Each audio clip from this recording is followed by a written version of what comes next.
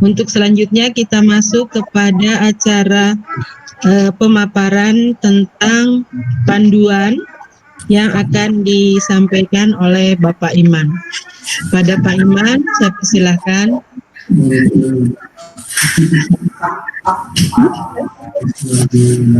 Terima kasih. Assalamualaikum warahmatullahi wabarakatuh. Waalaikumsalam.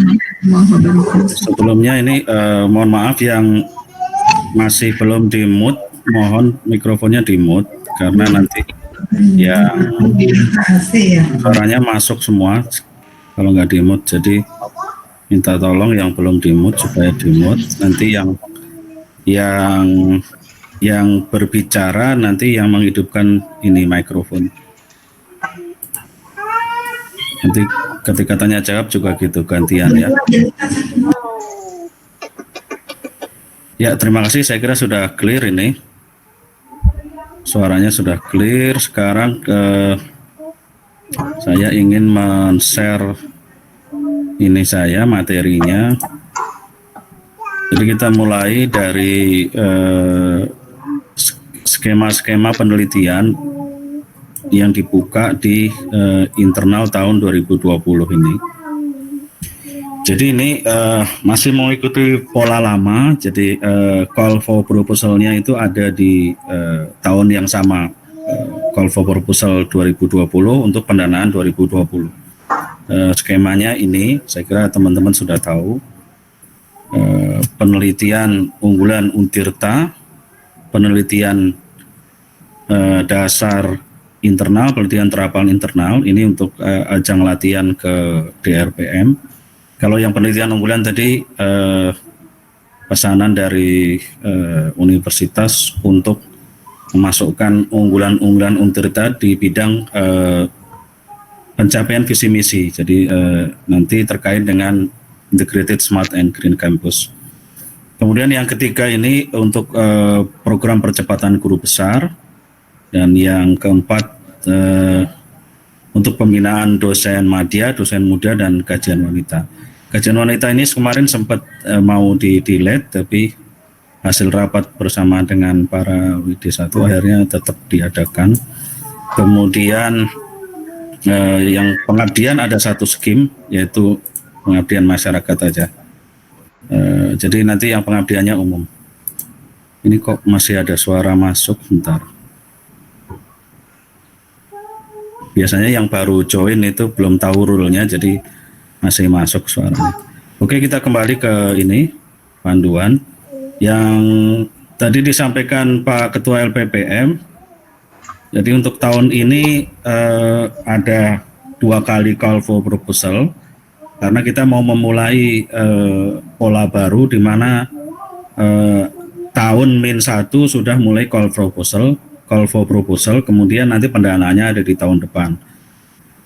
Sementara di tahun ini kita masih ada kewajiban kan, proposal 2020 untuk pendanaan 2020, dan nanti ada proposal 2020 di bulan September untuk pendanaan tahun 2021.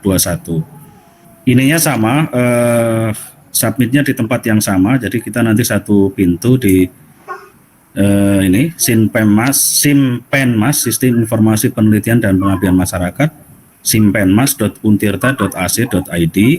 Di situ nanti ada beranda itu kalau kita sudah punya rekod, nanti ada ininya, ada apa namanya, rekod kita sudah penelitian pengabdian berapa gitu. Tapi kalau belum biasanya kosong, kemudian ada informasi, kemudian di bawahnya ada login. Nah, login itu kalau kita belum punya akun, klik registrasi di paling kanan bawah ya, paling kanan bawah klik registrasi. Kita masukkan NIDN, nanti loginnya pakai NIDN. Dan seterusnya nanti bisa kita cermati. Kemudian semua nanti kalau yang skim sekarang ini semuanya review daring. Jangan dihidupin. Review daring dengan dari sini suaranya masuk ini dari siapa ini? Saya tanya dulu Pak. Udah saya mute itu. Jadi saya ulangi lagi, kita masuknya ke Simpenmas Untirta ACID. Nanti kalau belum punya akun login bisa registrasi dulu, nanti bisa dicoba belakangan. Kemudian oh ya, semuanya nanti reviewnya berbasis daring oleh reviewer yang akan ditentukan kemudian. Kita punya reviewer bersertifikat nasional internal, juga kita punya reviewer yang sudah di SK-kan rektor internal, dan ada pilihan juga nanti reviewer eksternal. Tapi nanti bisa kita diskusikan lebih lanjut nanti antara mungkin pihak pengelola dan para WD1 dan Pak Ketua LPPM. Lanjut saja. Jadi semuanya tuh reviewnya daring kecuali yang PPGB, yang penelitian percepatan guru besar itu nanti ada 3 tahap. Jadi usulan dekan atau rektor tentang calon guru besar yang layak didanai penelitiannya. Kemudian nanti setelah dekan mengusulkan ke LPPM, LPPM akan menyurati atau menghubungi yang diusulkan itu untuk menulis proposal. Kalau ditugaskan nggak mau ya sudah nggak apa-apa, tapi kalau mau nulis proposal kemudian upload seperti biasa di Simpenmas Untirta ACID, kemudian nanti ada seleksi wawancara diseminarkan itu, dipresentasikan proposal. Nanti kita bahas lebih lanjut.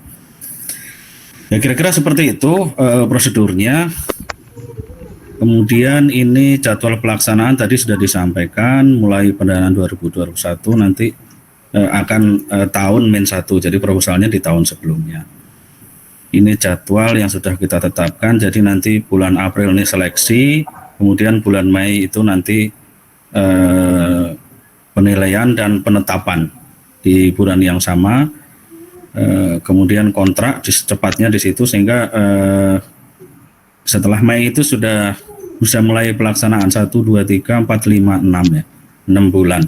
Diharapkan tahun depan karena proposalnya September, Oktober, November sudah masuk, kita bisa start dari sini Februari atau Maret, jadi lebih lama waktu pengerjaan penelitiannya. Jadi harapannya seperti itu. Kenapa kita mengikuti pola dikti? Saya kira langsung aja ke penelitian unggulan. Unggulan itu tadi sudah saya singgung sedikit. Intinya adalah dalam rangka mendukung visi misi Untirta 2019-2023. Jadi mendukung program Integrated Smart and Green Campus. Itu di luarannya diarahkan ke prototipe ya. Prototipe itu bukan hanya produk teknologi atau fakultas teknik aja ya, tapi di situ ada produk sosbud seperti kebijakan, pedoman, regulasi, model, rekayasa sosial, yang semuanya itu diarahkan harus mendukung visi misi Untirta tadi 2019-2023 dan langsung bisa dimanfaatkan oleh stakeholder. Publikasi ini dan ya, dan publikasi boleh International Conference Index atau jurnal internasional bereputasi, kemudian HKI boleh paten atau hak cipta, serta ini kajian pengembangan dan penerapannya. Jadi kalau yang tadi yang poin A itu produknya, maka yang poin C itu sebetulnya produknya itu nanti mau diterapkannya gimana di Untirta, kan gitu. Dan juga kalau bisa ada kajian pengembangannya lebih bagus. Ini kriterianya, tema sesuai visi misi, pengusul dosen tetap boleh PNS atau BLU, timnya 3-4 orang, ketua tim doktor ya, misalkan dia BLU dia harus doktor, atau S2 dengan jabatan minimal lektor kepala. Ini karena yang unggulannya. Kalau tim penelitinya boleh bebas. Kemudian ini monotahun, satu judul, pendanaan maksimal 60 juta. Nanti tergantung proposalnya. Kalau proposalnya ide yang diusulkan di proposal itu sebetulnya tidak membutuhkan pendanaan yang tinggi, maka reviewer berhak untuk menentukan mungkin di bawah nilai maksimal. Jadi tergantung proposalnya. Untuk hard copy semua skim ini nanti diserahkan nanti saja ketika menyerahkan laporan akhir. Karena kalau kita menyerahkan sekarang juga percuma aja, karena belum tentu yang diserahkan itu lolos kan. Jadi nanti kalau sudah akhir-akhir aja bareng sama laporan akhir, mudah-mudahan wabah coronanya sudah lewat. Untuk sistematika usulan penelitian saya kira sama, nanti bisa dibaca sendiri, hampir sama. Sistematika nggak sama, cuma maksimumnya mungkin sama 20 halaman, nanti bisa baca sendiri. Ada apa namanya? Ada beberapa hal spesifik mungkin di beberapa tema.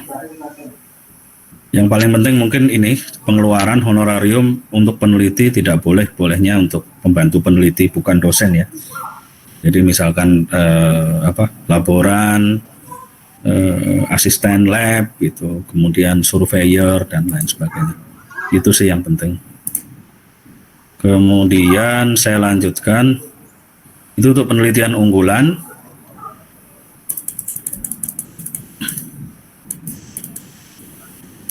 Selanjutnya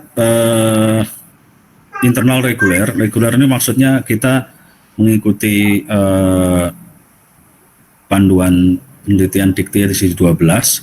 Sebetulnya ada 3, penelitian dasar, penelitian terapan, dan penelitian pengembangan. Idenya seperti itu. Cuman kita memandang kita nggak mampu kalau membiayai penelitian pengembangan yang berbiaya besar. Jadi di sini kita membuka hanya penelitian dasar dan penelitian terapan. Untuk yang dasar TKT-nya 1 sampai 3 di sini sudah dijelaskan. Nah, ini luarannya boleh memilih salah satu di antara ini. Tapi disarankan jangan memilih yang terendah karena bisa jadi pesaing-pesaing Anda menjanjikan yang paling tinggi, jurnal internasional terindeks database bereputasi. Kalau Anda milih yang terendah, bisa jadi kalah bersaing dengan yang lain. Tapi kalau ide Anda di proposal bagus, ya bisa jadi nilainya tinggi ya. Ini fleksibilitasnya di situ nanti tergantung proposal Anda. Tapi saya sarankan sih yang luarannya menjanjikan bagus saja. Kemudian temanya sesuai dengan rencana induk riset nasional di situ saya kira sudah ada rencana induk riset nasional, sudah tahu semua. Jangka penelitian 1 tahun maksimal sebesar 50 juta. Ini ada kata-kata maksimal tadi juga tergantung dari kualitas proposalnya dan proposalnya menjanjikan apa kan gitu. Kalau misalkan ini kan dasar ya, dasar misalkan bisa simulasi aja atau pemodelan yang dianggap itu mungkin tidak mengeluarkan biaya besar, bisa jadi penelitiannya dibiayai di bawah dari nilai ini, tapi tetap dia di level penelitian dasar, tidak menurunkan levelnya. Persyaratannya S3 asisten ahli atau S2 lektor. Jadi boleh S2 lektor boleh. Kemudian anggota pengusul 1 sampai 2 orang, beda dengan yang tadi, ini lebih sedikit tim ya. Untuk yang terapan sama, dia temanya rencana induk riset nasional 2017-2045. Di situ ada bidang-bidangnya, ada pangan pertanian ya, termasuk food security masuk di sini, energi baru terbarukan, kesehatan, obat, transportasi, TIK, HANKA, material maju, kemaritiman, kebencanaan, sosial, humaniora, dan pendidikan, itu ada semua. Ini nanti tinggal Anda cantumkan aja yang Anda pilih yang mana. TKT-nya 4-6, TKT terapan. Ini luarannya adalah terapan, jadi hampir sama dengan yang unggulan tadi, tapi yang unggulan itu sudah dibatasi hanya untuk tema-tema yang terapan di kampus untuk Integrated Smart and Green Campus. Tapi kalau ini terapan yang sesuai rencana induk riset nasional yang 10 bidang tadi yang sudah saya sebutkan tadi, ini bedanya itu cuman hampir sama di situ. Di situ juga disyaratkan ada dokumentasi uji coba produk purwarupa. Ini tadi kalau yang tadi itu pengembangan di kampusnya atau implementasi di kampusnya apa, kalau ini dokumentasi uji coba dari produk, hampir sama itu.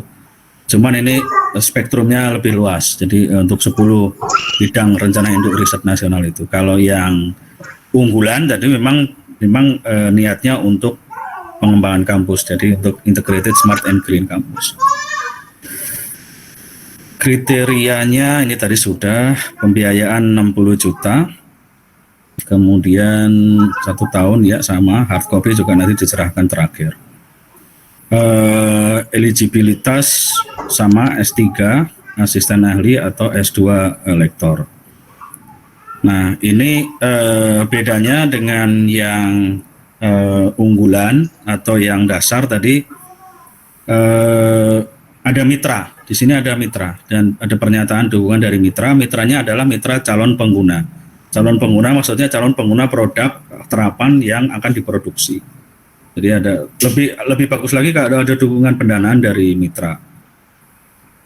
Jadi bedanya itu mungkin dengan yang sebelum-sebelumnya, termasuk dengan yang unggulan. Yang unggulan tidak mensyaratkan mitra karena itu untuk internal kampus, berarti mitranya adalah kampus sebetulnya ya, karena akan diterapkan di kampus. Jadi semua dokumen-dokumen pengembangan dan penerapan itu diarahkan untuk penerapan di kampus kalau yang unggulan. Kalau yang PTI, penelitian terapan internal ini tadi spektrumnya ke 10 rencana induk riset nasional, dan dia harus punya mitra, di mana mitra ini mitra pengguna ya, di mana produk terapan itu akan diterapkan. Sekali lagi saya garis bawahi, ini bukan hanya di domain Fakultas Teknik atau produknya bukan produk hanya teknologi, tapi sosial budaya juga boleh di sini. Metode, blueprint, sistem, kebijakan, model, semuanya itu nanti harus di KI-kan. KI itu boleh paten, boleh hak cipta, desain industri, dan seterusnya. Itu kita tinggalkan yang PTI. Nah kita masuk ini yang banyak sekali peminatnya, banyak yang nanya-nanya ke saya. PPGB, penelitian percepatan guru besar, ini termasuk kategori penilaian penugasan, sehingga prosedurnya mungkin agak berbeda. Jadi kemarin ada yang nanya, kuotanya berapa Pak per fakultas? Bebas, fakultas silahkan menyeleksi siapa yang dianggap layak untuk dicalonkan sebagai guru besar, di list, dikolektifkan. Yang mau dipercepat itu yang layak siapa, baik secara akademis maupun secara non akademis. Kan ada persyaratan-persyaratan ya, biasanya kan dia mungkin ininya sudah, lektor kepalanya sudah lama, kemudian kumnya sudah tinggi dan lain sebagainya itu, terus dia punya rekam jejak yang bagus baik secara moral maupun secara akademik. Silahkan nanti Pak Dekan mengusulkan beberapa nama ke LPPM, jadi mungkin sudah bisa langsung dicatat tuh, sudah di list siapa yang kira-kira mau diajukan. Ditujukan surat, ditujukan ke ketua LPPM, surat pengajuan kandidat peserta penelitian percepatan guru besar. Nanti list nama-namanya, kemudian NIP-nya, kemudian di kolom ketiga sebaiknya ada kumnya, dia sudah mencapai berapa gitu. Nah nanti LPPM akan menyurati atau menghubungi kontak list kandidat tersebut untuk menugaskan yang bersangkutan menulis proposal ini. Setelah itu nanti akan ada review daring. Reviewernya tentu saja nanti guru besar semua kalau khusus yang ini. Kemudian hasil dari review daring itu akan diumumkan ke tahap kedua berupa presentasi proposal. Kalau nanti masih wabah ini masih ada, jadi mungkin presentasinya daring juga. Itu kira-kira untuk PPGB biaya maksimal yang dibiayai 100 juta. Outputnya itu adalah satu artikel di Jurnal Ilmiah Internasional Bereputasi Trindek yang menjadi syarat utama dalam pengajuan guru besar. Ada beberapa syarat, SIMAGO ya, kemudian ada impact faktornya dan lain-lain. Kita mengikuti syarat-syarat dikti.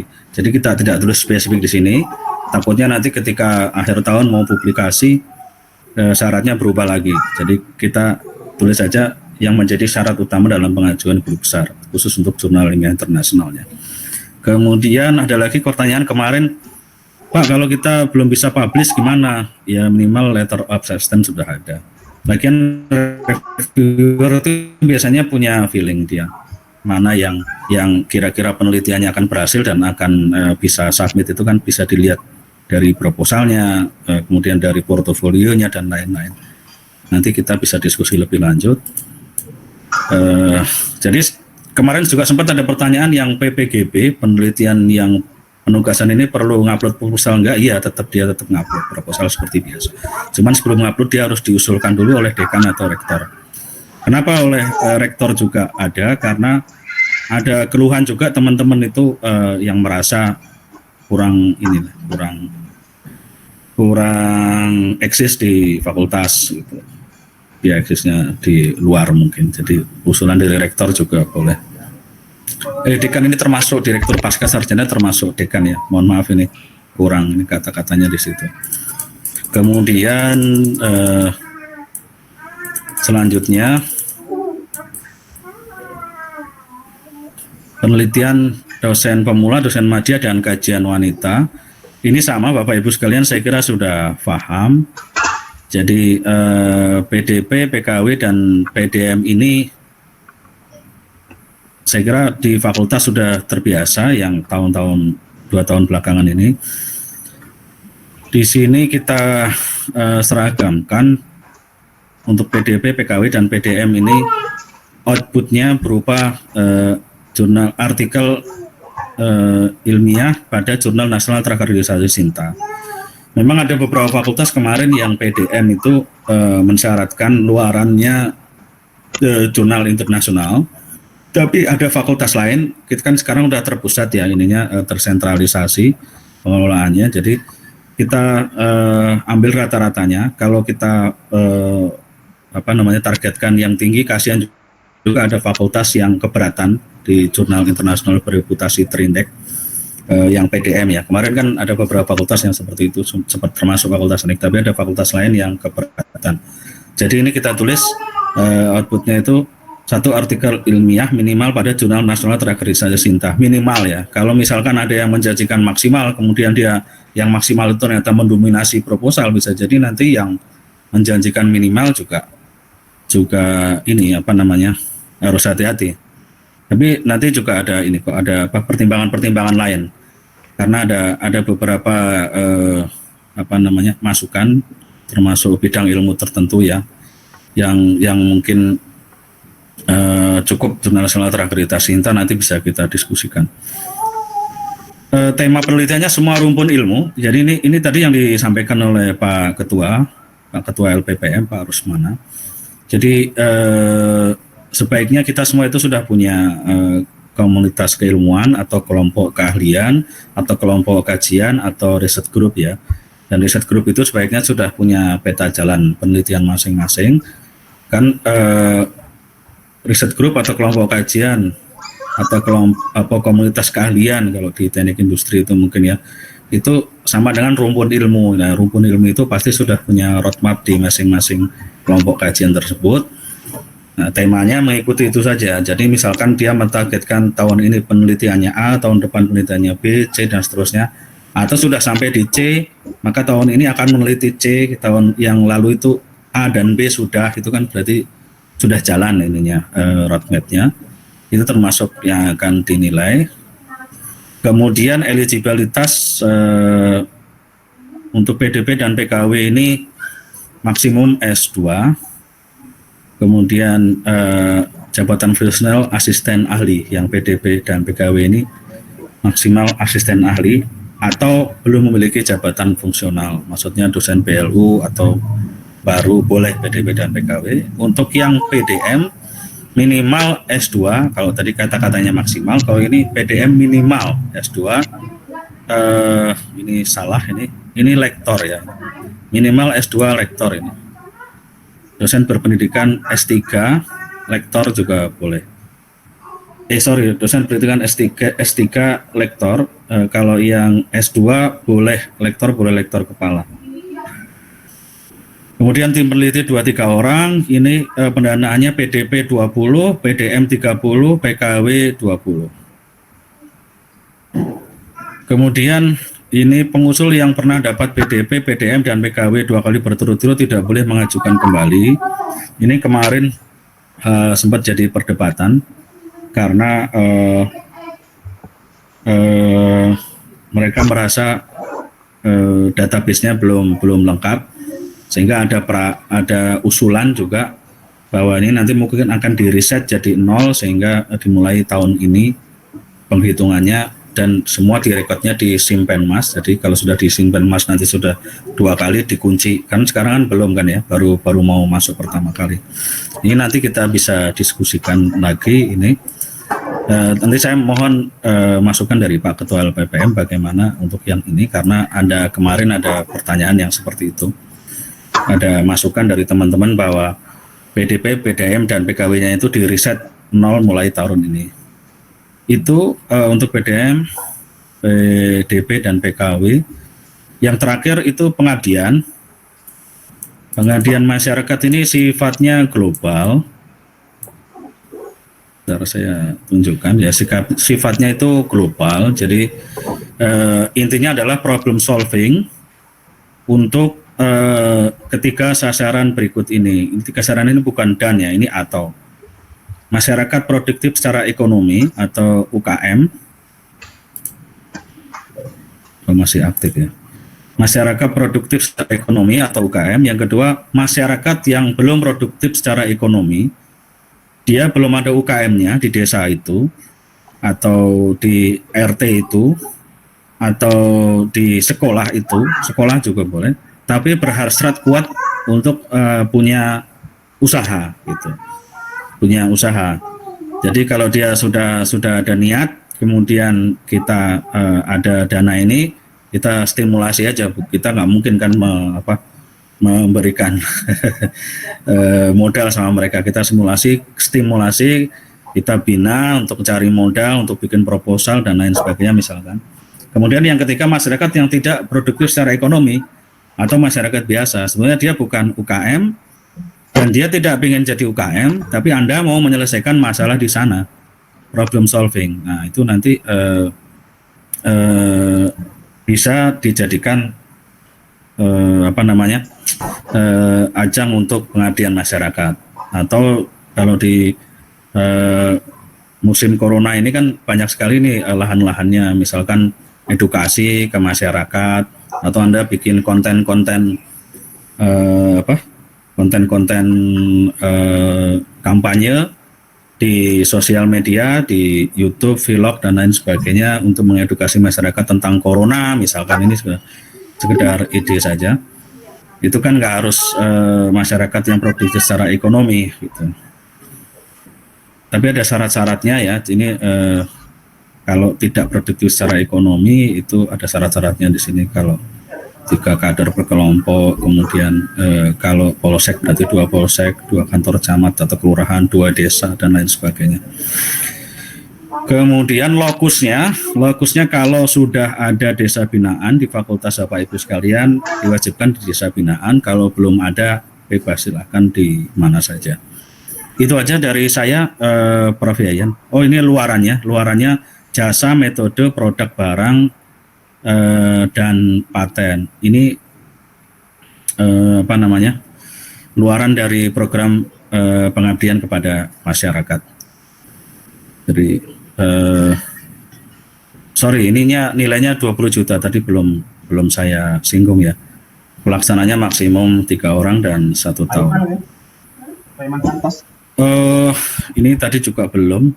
Pengusulan untuk program penelitian dan pengabdian internal ini hanya boleh satu proposal sebagai ketua, 1 proposal sebagai anggota di penelitian, begitu juga di pengabdian, kecuali kalau itu high index-nya lebih dari 3 boleh 2 proposal sebagai ketua, 2 proposal sebagai anggota, begitu juga yang pengabdian. Saya kira gitu aja dari saya, Prof. Yayan, silakan. supaya cepat ini tanya Oke, jawabnya. baik. Baik, terima kasih Pak Iman. Kita masih punya waktu 30 menit. Saya akan lihat siapa yang akan bertanya. 3 orang dulu yang melepaskan Pak Asep. Oke, pertama Pak Asep Ridwan. Yang kedua, silahkan mute-nya dilepas. Yang lain Pak, ada lagi Pak Iman, tolong dicek. Mungkin ada selain Pak Asep yang menyalakan speakernya.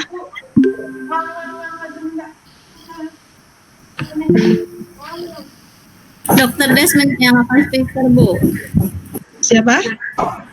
Dokter Des, speakernya aktif. Oke, Pak Asep pertama, kedua, Dokter Des. Oke, ketiga, Bu Catur ya. Oke, udah ada 3 orang. Silakan Pak Asep. Baik, Prof. Yang pertama, saya bertanya, apakah dibuka semua skema penelitian di fakultas? Karena memang budgetnya berbeda-beda tiap fakultas yang kami ketahui ya. Berdefinisi